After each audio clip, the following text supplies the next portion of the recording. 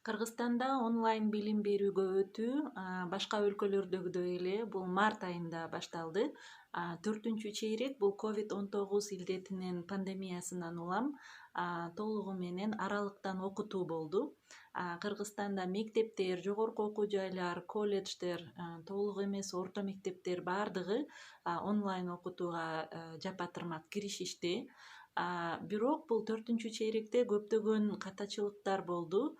Бул биринчиден кокусунан ушундай илдет башталып кетип, кокусунан пандемия башталгандыктан жогорку окуу жайлардын, мектептердин, билим берүү мекемелеринин жетекчилери даяр эмес болуп калды. Мугалимдер да даяр эмес, ата-энелер жана окуучулар да даяр эмес болуп калды.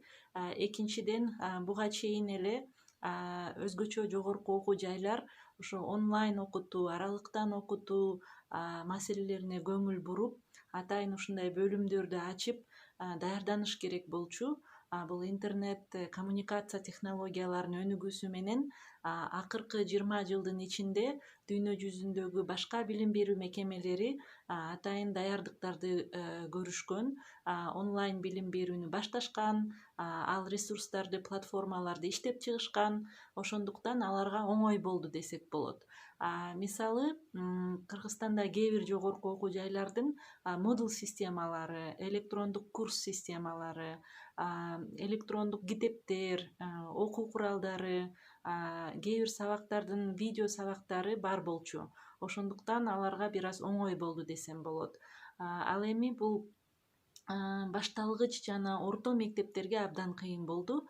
Бул мектептерде онлайн окутууга даярдык жок болчу. Ал ресурстарды, платформаларды, ал каражаттарды билишчү эмес. Ошондуктан кыйын болду десек жаңылышпайм.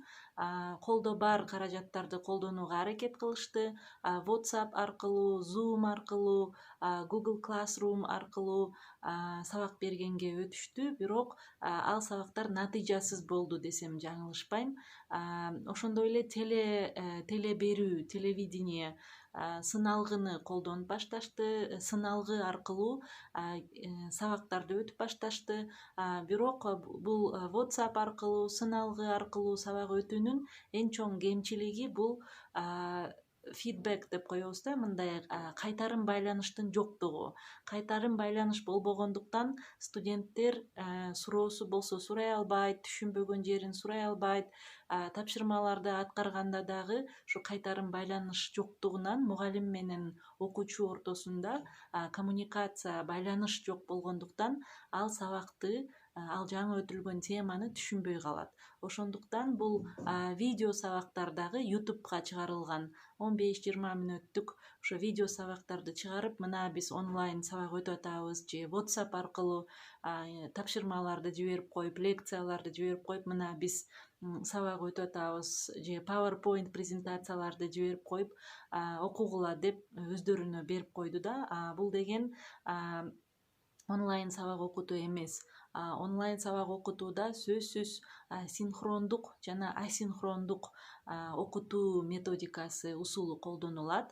Ал жакта ошол түздөн түз байланыштар, видеоконференциялар, алар дагы 40 мүнөттөн ашпаш керек, же максимум 1,5 сааттан ашпаш керек. Ушундай видео байланыштар, анын сыртында Moodle системасы, электрондук окутуу, электрондук курс системасы болуш керек. Анын сыртында синхрондук байланыштын сыртында асинхрондук байланыш болуш керек. Асинхрондук окутуу усулдары булар видео сабактар, атайын даярдалган аудио же сүрөт же видео баяндамалар, же атайын ресурстар, каражаттар, мурунтадан даярдалган сабактарды студенттер менен бөлүшүү жана аларга абдан деталдуу тапшырмаларды берүү, кайтарым байланышты кантип түзүү экенин үйрөтүү, кантип тапшырмаларды жиберет, түшүнбөй калган жерин кантип сурайт. Эгер бул топто иштей турган болсо, топтор кантип чогулат өз ара, ушундай асинхрондук методдорду дагы колдонуш керек болчу. Анан мугалимдер сабак өтүп эле тим болбостон күнүнө 1 саатка жок дегенде студенттерге, окуучуларга, ата энелерге суроолору болсо, түшүнбөгөн жерлери болсо атайын комментарийлерди берип, суроолорду жооп берип, ушундай 1 саат онлайн болуп отуруш керек. Ошолордун баары комплекстүү түрдө асинхрондук жана синхрондук окутуу методдору бизде колдонулган жок. Мисалы Google Classroom'ду деле жакшы колдонгонду үйрөнүшкөн жок. Мугалимдерибиз 4-чейректе даярдыксыз болгондуктан бул каражаттардын техникалык жактан технологиясын биринчиден билген жок, экинчиден усулун, методикасын билген жок, үчүнчүдөн кайтарым байланыш кандай түзүлөт аны билген жок, төртүнчүдөн бул ресурстары, китептери, ошол сабактардын өтүлүүчү темалар, ошолордун баары даяр эмес болчу электрондук форматта. Элементарно китептерди сканировать эткен дагы бизде сканерлер жок, мектептерде сканер турсун, интернет жок, лэптоп, компьютерлер жок, ошондой эле бизде планшеттер жок. Болсо деле бүт каражат, техника болсо деле сабак өтүү үчүн бул өтүлгөн сабактар китептери, лекциялары, материалдар, окуу куралдары, окуу материалдары, ресурстары баары офлайн форматта, онлайн эмес, электрондук эмес форматта. Ошондуктан алардын баарын электрондук форматка өткөрүп, сканерлеп, видео сабактар даярдап, аудио кайрылууларды даярдап, тапшырмалардын баарын онлайн вариантка өткөрүү бул жок дегенде эле минимум 1 жылды алат. Ошондуктан биздин мугалимдер даярдана албай калышты. Бул онлайн окутуу, аралыктан окутуу эмне экенин керек болсо аныктамасын дагы билбей калышты да. Ошондуктан бизде жакшы натыйжалуу болгон жок деп айтам.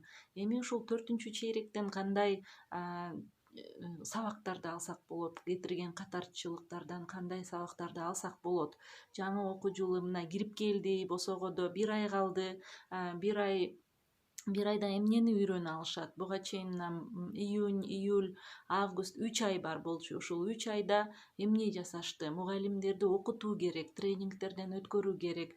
Ушул онлайн окутуу ресурстарын, платформаларын, каражаттарын, усулдарын үйрөтүш керек болчу. Бирок 1 ай калды. Ким кантип үйрөтөт, ал белгисиз. Мугалимдер, мектеп жетекчилери колунан келген аракетин жумшап атат. Билим берүү министрлиги дагы аракетин жумшап атат. Бирок алардын баарын бириктирип комплекстүү бир стратегиялык подход жок болуп атат. Ошондуктан ар ким өз алдынча эле мындай чачыранды болуп аракеттер жүрүп жатат. Казакстанга караганда Кыргызстанда жакшы болду деп айта албайм, себеби Казакстанды карасаңар 10дон ашык казак тилинде башталгыч, орто мектептин, жогорку окуу жайлардын баарынын электрондук форматта лекцияларын, сабактарын, окуу ресурстарын, окуу куралдарын баарын казакчага которулган, баарын онлайн форматка өткөрүп коюшту. 10 же 12 электрондук окутуу, онлайн окутуу порталдары түзүлүп, алар жеке менчик ишканалар менен да иштешип, мамлекеттик фонддор, билим берүү фонддору иштеп, жакшы эле ишке ашып жатат.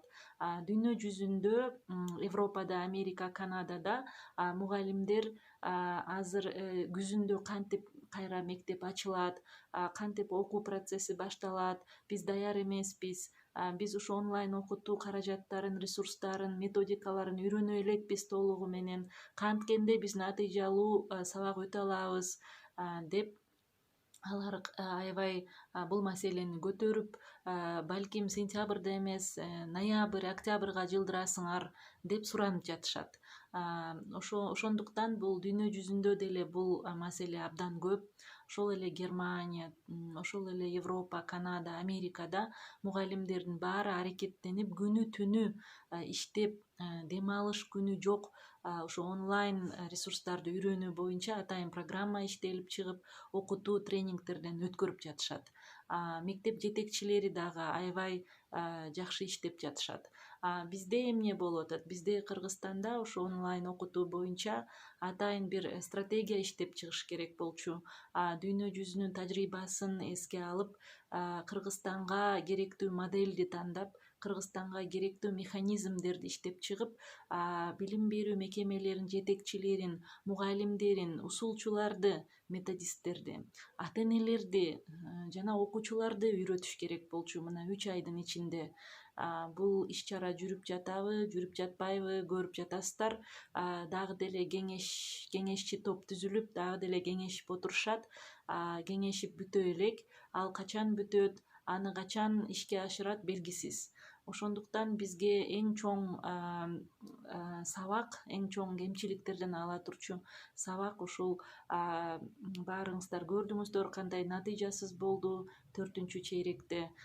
Бир тараптуу болду, онлайн окутуу, аралыктан окутуу, асинхрондук, синхрондук окутуу эмне экенин билбей, түшүнбөй эле мугалимдер эптеп-септеп үстүртөдөн сабак өтүп коюшту. Ошондуктан бул 3 айды аябай натыйжалуу, майнаптуу колдонуп, баардык окутууларды өткөрүп, техникалык жактан, усулдук жактан ушул сабактарды иштеп чыгыш керек болчу. Мына 15 мүнөттүк видео тартып YouTube'га коюп, же WhatsApp'тан сүрөткө тартып китептерди жиберип коюп, ушуну окугула деген бул онлайн окутуу эмес, бул аралыктан окутуу эмес. Ошондуктан бизде атайын эксперттер, ушул онлайн окутууну, аралыктан окутууну билген адистер чогулуп, атайын бир топ түзүп, иштөөчү топ, жумушчу топ түзүп, бизде 80 миңден ашык мугалим бар мектептерде, жогорку окуу жайларда дагы баарын кошкондо 100 миңден ашык мугалим бар. Ушул 100 миңден ашык мугалимди ким окутат? Ал мекемелердин жетекчилерин ким окутат? Бул баардык жаңы технологияларды үйрөтүү, аларды ишке ашыруу абдан чоң иш. Ал 1-2 айдын ичинде же 1-2 жуманын ичинде ишке ашпайт. Аны 1 жылда, 2 жылда ишке ашырат. Ошондуктан бизде баарыбыз чогулуп, атайын стратегия иштеп чыгып, ошо онлайн окутууну жолго койсок жакшы болмок. Себеби биздин балдар, мына мектеп окуучулары, жогорку окуу жайдын студенттери берилген, өтүлгөн сабактарды түшүнбөй калып жатат. Анда биз кандай адистерди даярдайбыз? Биз билим берүүдөн артта кала турган болуп атабыз. Ошондуктан бул көйгөйдү көтөрүп чыгып, онлайн окутуу ресурстарын мына 25тен ашуун Zoom'дан башка атайын платформалар бар, акысыз. Moodle системасы жок болсо, атайын Google Classroom сыяктуу, Microsoft'тун, Cisco'нун жана башка көптөгөн платформалар бар, акысыз. Ошолордун баары пандемияга байланыштуу акысыз кылып ачып койду. Алардын баарын келишим түзүп, билим берүү мекемеси менен Microsoft'тун ортосунда ушундай компаниялар, технологиялык онлайн платформаларды иштеп чыккан уюмдар менен атайын келишим түзүп, алар даярданып башташ керек болчу, мектептер, жогорку окуу жайлары. Бирок биз көрбөй эле турабыз. Жөнөкөй эле Moodle системасын, электрондук курс системасын деле жогорку окуу жайлар иштеп чыгышкан жок. Азыр мобилдик тиркемелерди иштеп чыкса болот. Керек болсо ар бир сабактын мобилдик тиркемесин иштеп чыксак болот. Мына Khan Academia, Coursera, EduNet сыяктуу аябай көп, Edutopia деген көп мына Россияда деле көп болуп калды онлайн университеттер, онлайн мектептер бар, ресурстар, акысыз каражаттар бар. Ошолордун баарын бизге керектүүсүн LMS деп коет, Learning Management Systems, бул окутууну башкаруу системасы деп коет. Ушул окутууну башкаруу, онлайн окутууну башкаруу системасын бирдиктүү бир стандартташтыруу кылышыбыз керек. Аны стандартизация кылбасак, ар бир мектеп өзүнүн платформасын колдонуп, мындай чаржайып болуп кетет. Ошондуктан бул жумушчу топ түзүлүп, ал платформаны, кайсы платформаны иштетебиз, ушул онлайн окутууну башкаруу системасын стандартизация кылыш керек биринчиден. Экинчиден, стандартташтыргандан кийин ошол платформаны үйрөтүш керек. Билим билим берүү мекемелеринин жетекчилерине, усулчуларга, мугалимдерге, себеби ар бир сабактын өтүү методикасы ар түрдүү. Мисалы гуманитардык сабактар, табигый илимдер, биология, химия, физика, математика, булардын ар биринин өзүнүн методикасы бар. Ошолорду атайын үйрөтүп, онлайн окутуу методикасын иштеп чыгып, сабактарды, тапшырмаларды, окуу куралдарын баарын электрондоштуруп, санариптештирип, андан кийин аны таратыш керек болчу. Мындай атайын бирдиктүү бир система, стандартташтырылган бир система керек. Жогорку окуу жайлары эми ар ким өздөрү өз алдынча колунан келишинче аракет кылып атышат. Бирок аларда дагы мындай Moodle системасын иштеп чыгып, курс деп коебуз, электрондук курс, мобилдик тиркемелер, ар бир предмет, ар бир сабак өзүнчө мобилдик тиркемелерди иштеп чыгып, керектүү материалдардын баарын коюп, ушундай фидбек деп коебуз, кайтарым байланышты түзүш керек болчу. Бирок тилекке каршы ушунун баары аткарылган жок.